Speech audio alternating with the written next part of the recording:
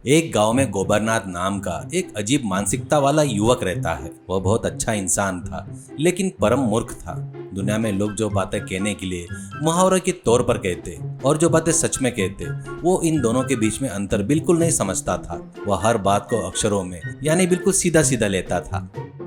एक दिन उसके पिताजी ने 10,000 के नोट की एक गड्डी उसे दी और कहा, अरे गोबरनाथ, ये पैसे ले जाकर बैंक में डालकर आ जाओ। गोबरनाथ सीधा बैंक गया। वह अंदर गया, कैशियर के बैठने वाले केबिन के अंदर 10,000 को हवा में उछाल दिया और जैसे कुछ हुआ ही ना हो वैसे घर आ गया।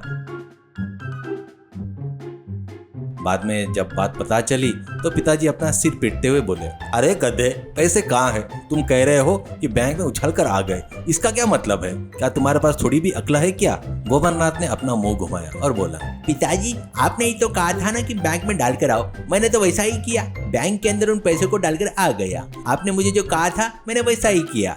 आपको मुझे साफ साफ कहना चाहिए था कि बैंक के अंदर जाओ, चालान फॉर्म भरो, अपना अकाउंट नंबर लिखो, कैशियर के हाथ में देकर डिपॉजिट करके आओ, करके बोलना था ना। आपकी गलती है, मेरी गलती नहीं है। गोबरनाथ की मूर्खता यहीं पर नहीं रुकी। एक दिन गांव के प्रेसिडेंट उसकी तारीफ करते हुए, गोबरनाथ, तुम बहुत अच्छे इंसान हो, मैं मरकर तुम्हारी कोख में पैदा होना चाहता हूँ। यह बात सुनते ही गोबरनाथ ने सीरियस होकर प्रेसिडेंट की तरफ देखकर कहा, अच्छा तो आप कब मरेंगे? वो तारीख और समय बताओ, मैं अपनी पत्नी को पहले ही बताकर सारी व्यवस्था कर दूंगा, करके कहता है। यह सुनते ही प्रेसिडेंट डरकर वहाँ से भाग गए।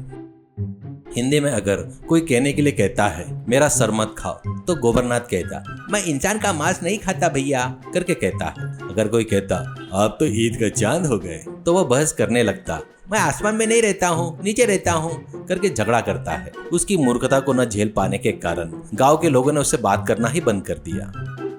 इससे परेशान होकर गोबरनाथ ने सोचा, इस गांव के लोगों को मेरे टैलेंट की कदर नहीं है, मैं शहर जाऊंगा और अपनी बुद्धि और चतुराई दिखाऊंगा। ऐसा सोचकर वह अपना सामान बांधकर शहर के लिए निकल पड़ा। शहर में एक बहुत बड़ा होटल था। वहां मिलने वाली मटन बिरयानी पूरे शहर में मशहूर थी। उसे खाने के लिए लोग टूट पड़ते थे।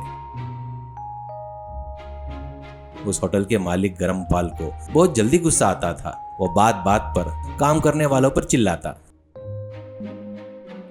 गरमपाल के बगल में ही एक कॉमेडी असिस्टेंट रहता, जिसका नाम शंकाई लाल था, जो हर किसी पर शक करता।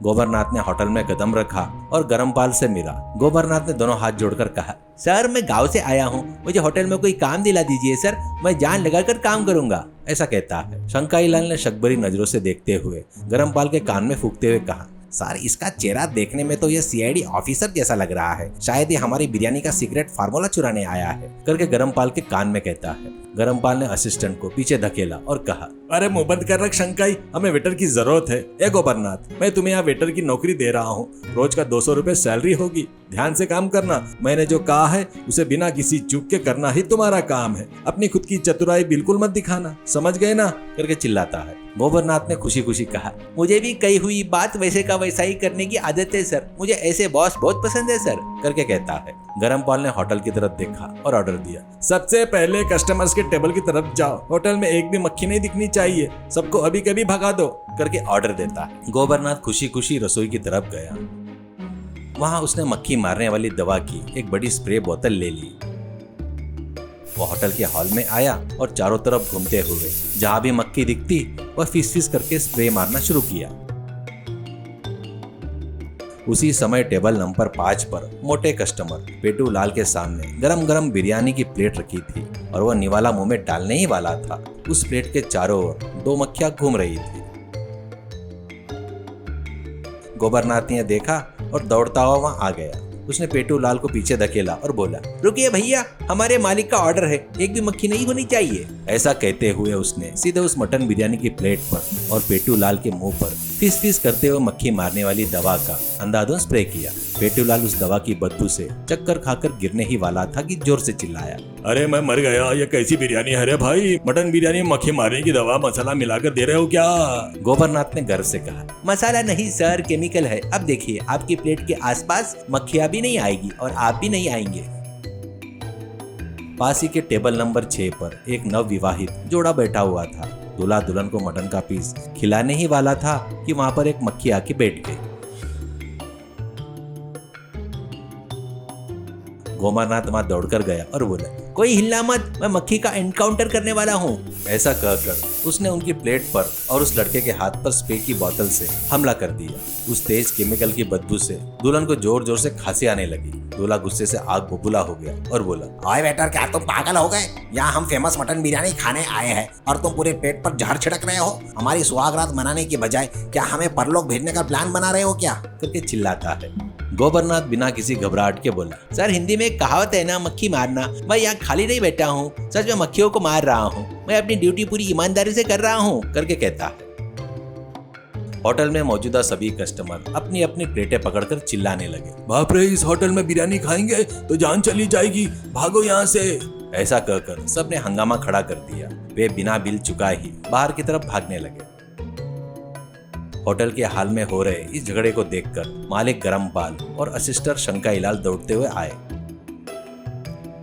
कस्टमर को बिना बिल दिए भागते देखकर गरमपाल का दिल बैठने लगा। शंकाईलाल ने अपना सिर पकड़कर कहा, सर मैंने पहले ही कहा था ना, ये हमारे विरोधी होटल का भेजा हुआ एक एजेंट है। स्प्रे मारकर इसने हमारे सारे कस्टमर को भगा दिया। इसके पीछे बहुत बड़ा प्लान है सर।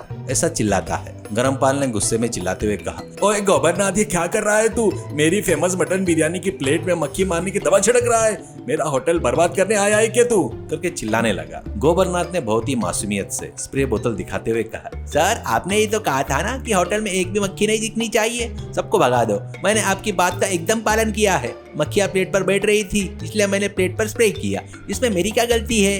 करके कहता है।